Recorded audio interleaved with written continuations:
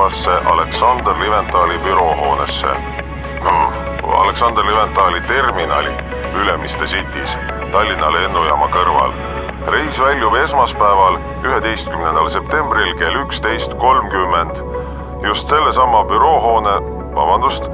terminali eest Ülemiste City's Lõõtsa 12 aadressil. Reisil tutvustatakse valmivat Alexander Liventali büroohoonet, pakutakse äriklassi menüüd ja tehakse tiir kõrgematel korrustel, kust avaneb suurepärane vaade Tallinnale ja lennukale lähiümbrusele. Reisile ei ole vaja kaasa võtta käsipagasit. Tutvumisreis kestab orienteeruvalt 1,5 tundi, mille järel on võimalik astuda juba meie büroohoone püsiklientide hulka. Tere tulemast pardale! Soovime teie ettevõttele hoogsat lendu!